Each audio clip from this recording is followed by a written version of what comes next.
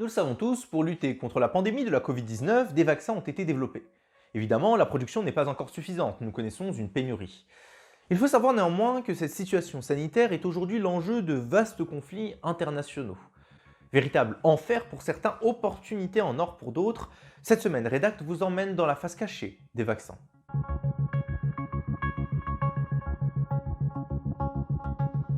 La Chine est aujourd'hui reconnue comme l'origine extrêmement probable de cette pandémie. Une image désagréable dont elle a rapidement voulu se débarrasser. Pour ce faire, après avoir traité l'épidémie au sein de ses murs, elle a distribué gratuitement une quantité astronomique de matériel médical à travers le monde. Pourtant, au lieu de redorer ce blason, ces dons ont encore plus impacté négativement son image, le matériel donné ne correspondant pas aux normes affichées. Face à cet échec, le gouvernement chinois a voulu trouver d'autres solutions, et une s'est rapidement imposée, la vaccination. En effet, dès l'apparition de l'épidémie en Chine, ces laboratoires ont travaillé à l'élaboration d'un vaccin, dotant de facto la Chine d'une avance sur les laboratoires occidentaux. Dès mai 2020, alors que les pays européens se confinaient, les laboratoires chinois faisaient rentrer leurs vaccins en phase d'essai clinique.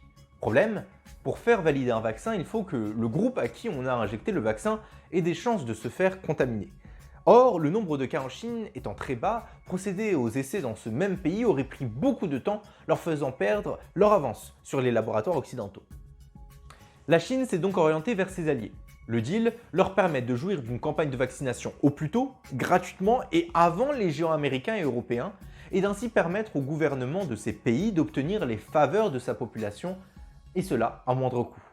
En échange, la Chine aurait une myriade de sujets sur qui elle pourrait tester avec leur consentement l'efficacité de ces vaccins.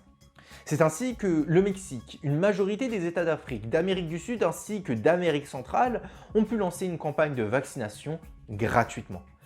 Mais si le vaccin était offert par la Chine, quel a été le prix à payer par les populations ?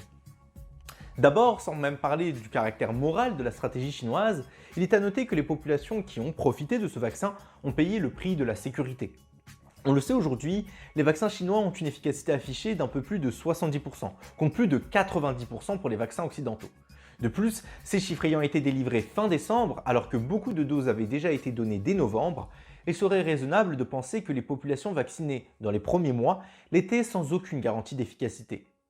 Mais il faut savoir que malgré tout ça, la superpuissance ne s'est pas arrêtée à cet élan d'accord diplomatique controversé.